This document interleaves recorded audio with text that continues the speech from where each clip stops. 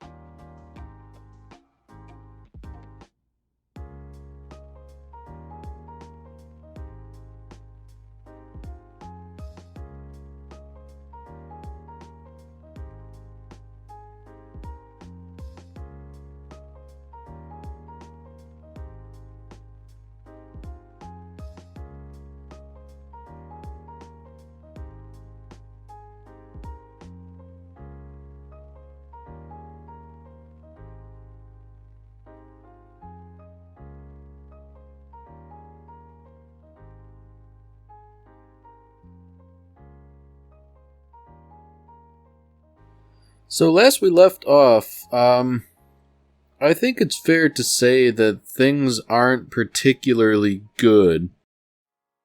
You know, Lanfan here is trying to catch up to Ling wherever he is. I mean, naturally, we kind of know where he is. He was in the middle of fighting Wrath, and given that he is Greed, you know, he's got a fighting chance, but things aren't looking particularly rosy either.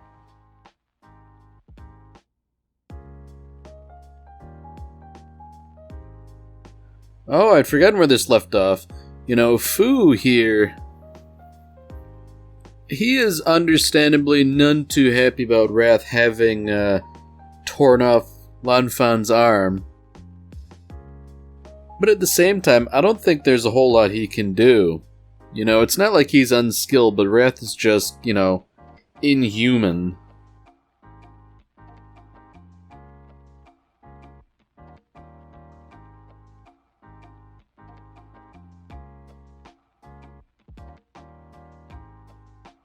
Oh dear. So here we go, you know. This general's running his mouth like we were trying to create a world without war. You know, it turns out they just have to slaughter entire countries first, you know. Totally a worthy sacrifice, right? That's why they're keeping it a big secret and not telling anyone?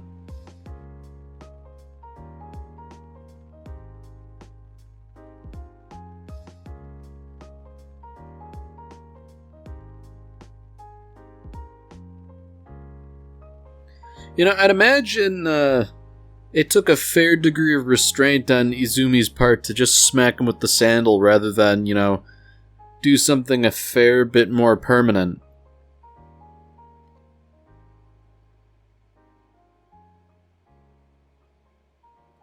I'm wondering if she's just doing that to sort of, like, play up to the whole housewife image.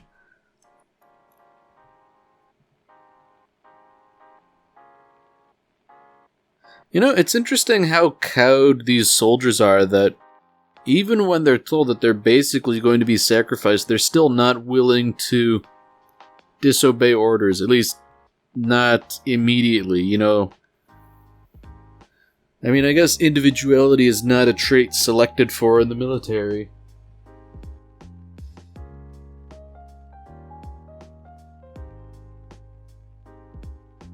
I mean, when you get down to it, if ever there were a time for a mutiny, now would surely be it.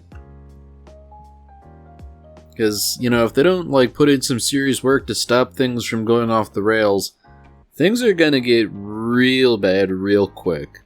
You know, not like they aren't already pretty darn bad with what is essentially like a military coup going on. Although I do have to say, it was rather nicely symbolic that they would tear off their rank insignias. Well, good on them, I guess. They made the correct choice.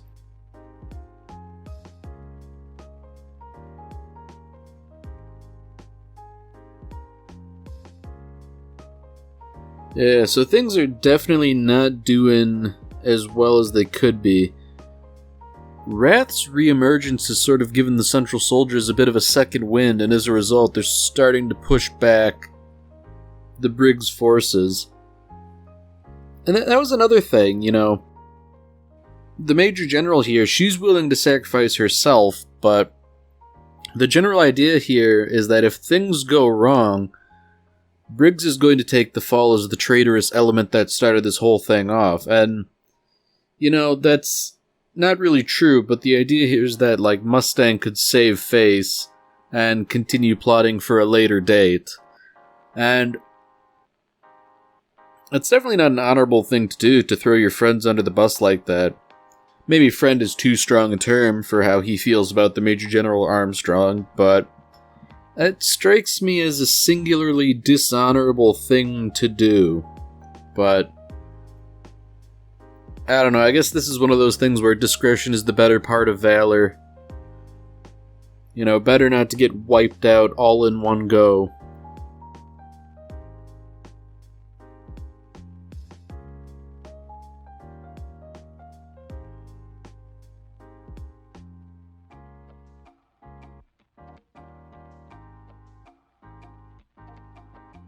You know, that's a really foreboding statement by Ed. You know, we must be getting close to Father.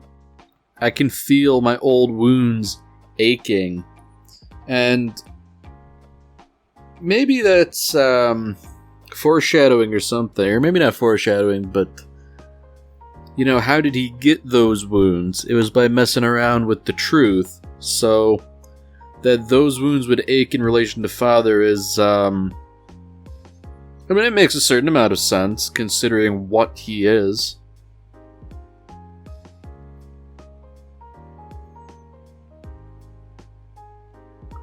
So this is an interesting little encounter here. This scientist is one of the head scientists, I presume. You know, he took part in creating Wrath. Definitely not a good dude.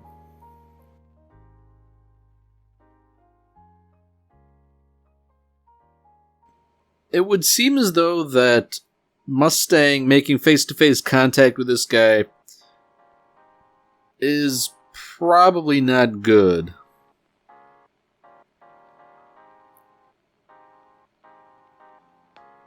Now, I have to wonder what precisely the deal is with these souls.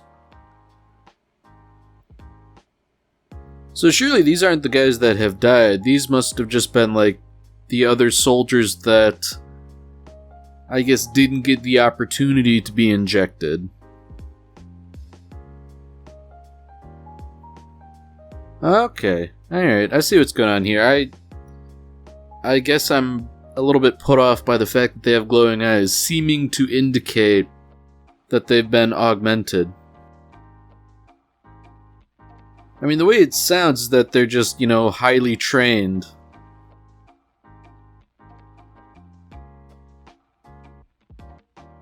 Yeah, I mean, I guess whether or not they've been augmented with the Philosopher's Stone or not, they're still going to be very dangerous, especially considering there was, what, at least half a dozen of them? You know, they outnumber the Elric party for certain.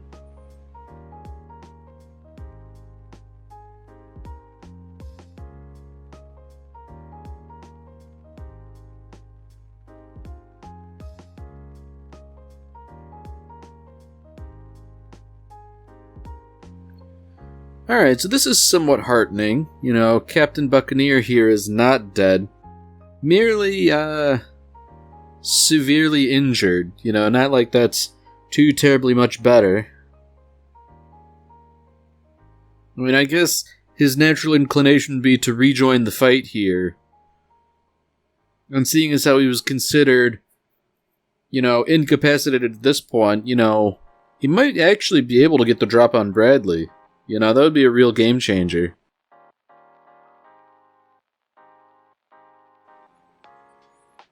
I mean, at this point, Wrath is definitely playing for keeps here. He wants to divide and conquer, try and get one person out of the way so he can just focus on greed.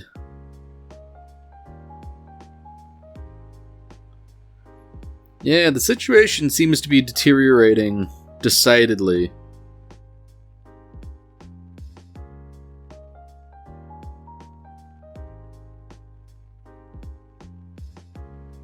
I feel like that's kind of like... It's a bit of a low blow saying like, man, you move pretty quick for an old guy. I mean, I guess Wrath is an old guy too, but it's not exactly a fair comparison. As far as we know, Fu is just an ordinary guy who's kept in good shape.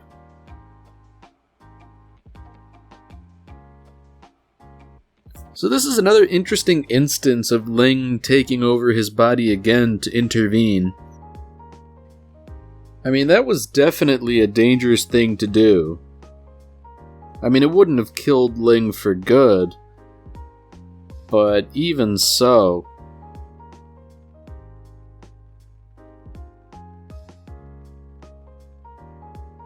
it seems like, once again, this is the constant struggle that Ling's talking about, the importance of the king, because on the one hand, the king without his people is nothing, but on the other hand, if the people lose their king, they're not doing too well either.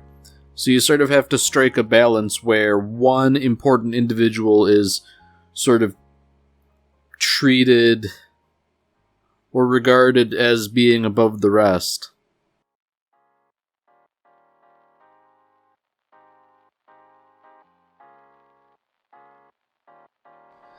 Man, I was gonna say that was a really ominous line, saying, it's time for this old guy to rest. It seems like he has decided that he doesn't really need to live too much longer, and if he could take Wrath with him, all the better. I have to wonder how long he was planning for an eventuality like this.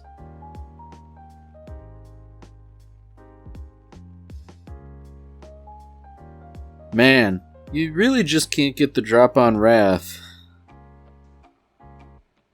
It's incredible how he sort of managed to slice Fu effectively in half with no bloodshed immediately.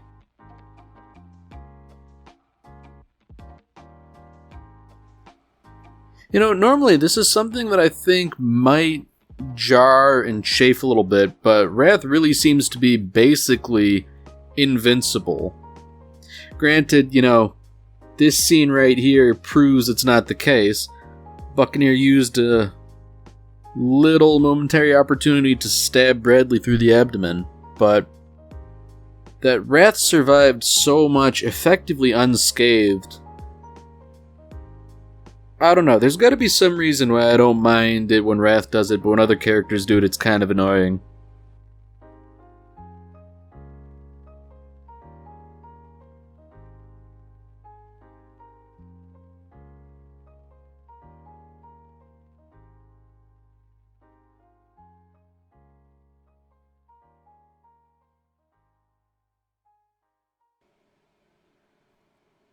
So, whether or not this was what Fu intended, he has somewhat succeeded by wounding Bradley.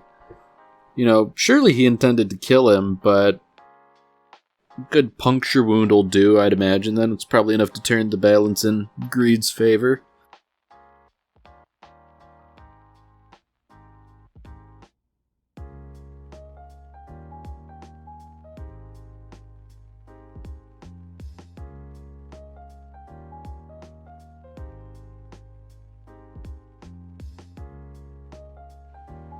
So back with Alphonse, he and the others are trying to struggle to get underground, presumably to find Father.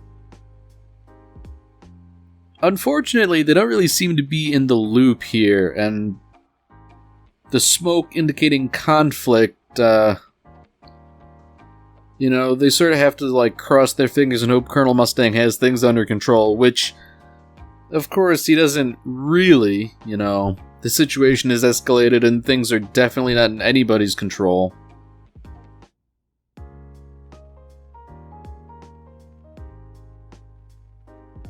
Yeah, this is definitely not a good situation that Ed's in, with all these, I guess you'd call them candidates. I mean, they are old, and they're certainly not invincible, but they are pretty darn good at what they do. I mean, it's weird that Hawkeye and Mustang seem to be having the most luck here.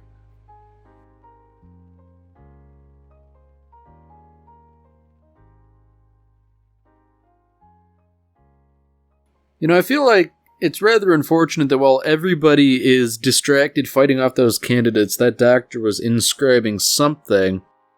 And knowing what his profession is, it's certainly not going to be anything good.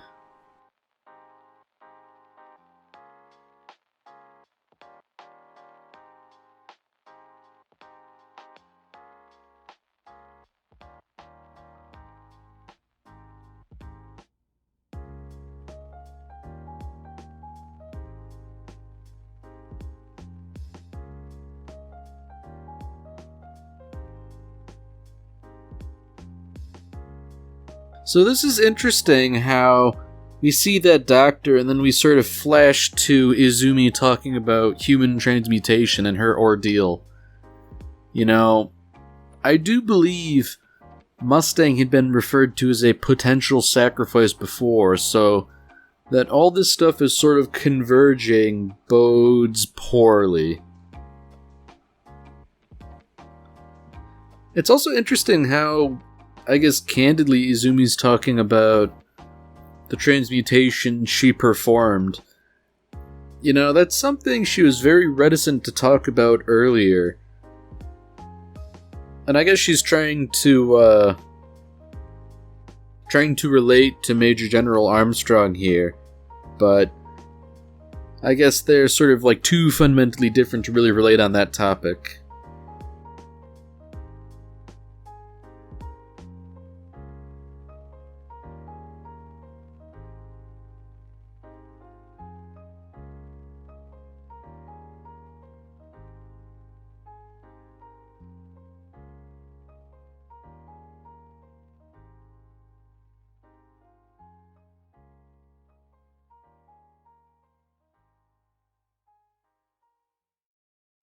It's also interesting that Major General Armstrong here is sort of,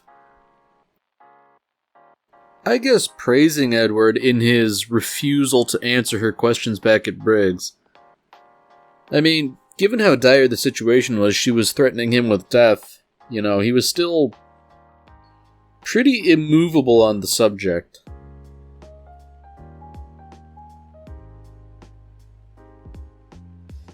I mean, I guess when you get down to it, considering everything Edward has seen and done, he's probably as good a choice as anyone for a de facto leader.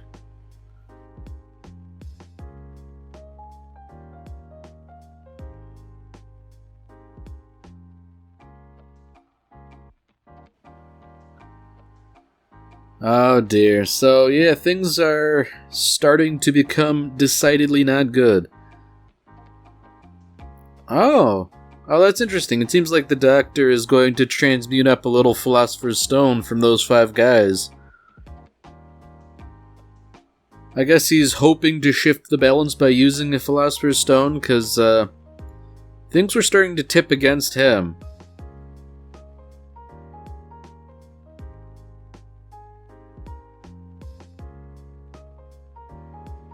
Man, I have to say, it's kind of unsettling that he would just sort of casually commit human transmutation in front of other people.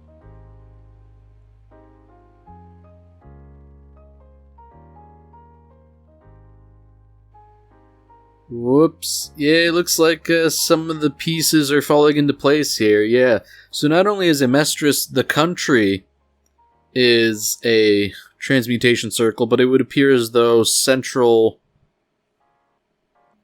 City? Is that what it's called? The capital? That's a big transmutation circle too, and it's definitely not a good thing that it is. It's interesting how the Chimera can feel what's going on, and sort of like dogs and horses and various animals can feel it, but like normal people can't. Or at least not in the same visceral way. I think that really gives it a sense of scale, because, you know, like, animals can feel, like, storms and stuff before people can.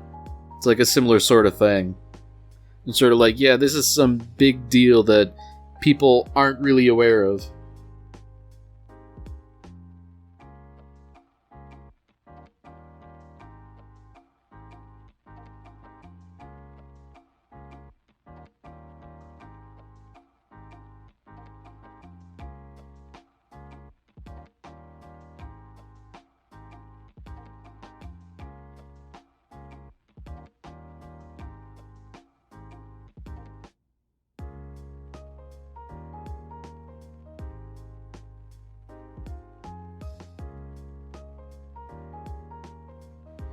So it seems like Izumi was bet to, like, make her getaway here, you know, go back off like she said she was going to do in a previous episode, but now that this citywide transmutation circle's going down, she might not have the opportunity, and everyone will be worse off for it.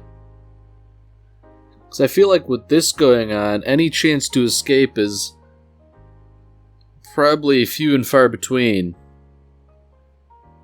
Yeah, I mean, just like that, the truth has sort of opened up its little eye, and it's now disassembling everyone. Man, that is still a very horrifying visual to watch.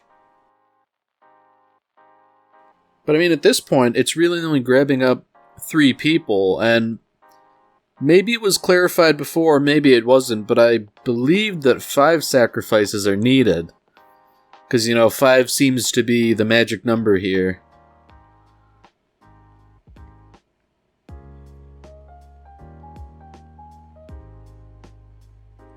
Yeah, this is definitely a low point where it seems like everything the heroes have tried to accomplish is now coming undone right in front of their very eyes.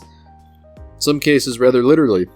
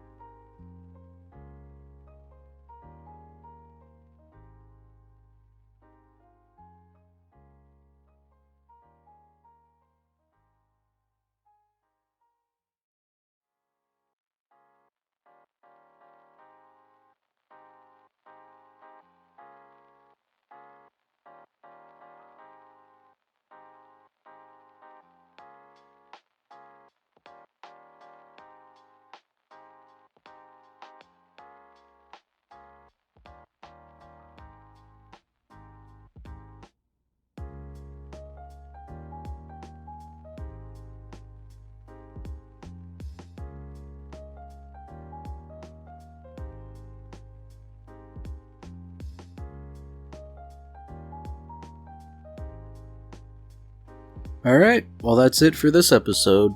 If you've enjoyed it, then by all means, tune in for the next one.